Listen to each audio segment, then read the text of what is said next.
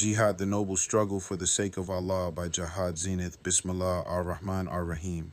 Few words in the world today are as misunderstood as jihad. For many, the term has become associated with violence and extremism. This misunderstanding was built by politics, media, and those who abuse the term for their own agendas. In Islam, jihad is one of the most honorable acts of worship. It represents discipline, self-purification, justice, and the protection of humanity, literal meaning and true purpose. The word jihad comes from the Arabic root meaning to strive or struggle. It is not a word of aggression. It is a call to lift oneself toward Allah. Islam teaches that the believer is in a constant struggle, a struggle against the desires of the soul, a struggle against the whispers of Satan, a struggle against injustice and oppression, and a struggle to stand firm in faith and righteousness. Allah says in the Quran, strive for Allah with the striving due to Him. Quran chapter 22, verse 78. This striving includes every type of effort made sincerely for Allah's pleasure. The greatest jihad, jihad of the self. Islam teaches that the foundation of all jihad begins with the self. It is called jihad in nafs. The Prophet Muhammad, peace and blessings be upon him, said, the mujahid is the one who strives against his own self in obedience to Allah. This narration is recorded by Ibn Majah, number 4012, and is considered authentic. This daily battle against ego, envy, greed, anger, lust, and weakness is the greatest battlefield. Before changing the world, the believer must discipline and change themselves. Defensive jihad, protection and justice. Islam also recognizes the right and sometimes the obligation to defend life, dignity, and the innocent when they are attacked.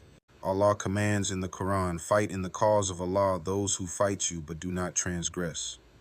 Quran chapter 2 verse 190, jihad is never for revenge or conquest. The Prophet Muhammad, peace and blessings be upon him, prohibited harming women, children, civilians, and religious clergy, and he prohibited destroying crops or property. This is recorded in Sunan Abi Dawud, number 2614. Defensive jihad is a shield. It protects the weak and prevents oppression. Jihad as a gate to paradise. The Prophet Muhammad, peace and blessings be upon him, taught that there are 8 gates of paradise.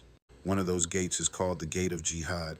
It is for those who sincerely struggled and sacrificed for Allah's sake, whether by defending others, spending their wealth, or resisting their own souls.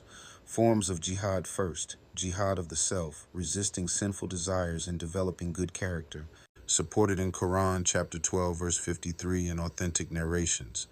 Second, jihad with wealth, supporting good causes and helping the oppressed, supported in Quran chapter 9 verse 41. Third, jihad with knowledge and speech, standing for truth against falsehood, supported in Quran chapter 25 verse 52. Fourth, defensive military jihad, protecting the community when attacked, supported in Quran chapter 2 verses 190 through 193. Every form of jihad is noble when done with sincerity and under the guidance of Islamic law. But jihad of the self remains the core and constant struggle, misconceptions and media distortion. Extremist groups have misused the word jihad. Hostile media has promoted a false image of Islam. Political agendas have used the term to create fear. Yet, the Quran and the authentic teachings of the Prophet forbid terrorism and the killing of the innocent.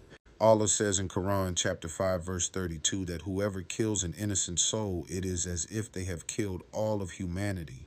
And Allah says in Quran chapter 2 verse 256 that there is no compulsion in religion.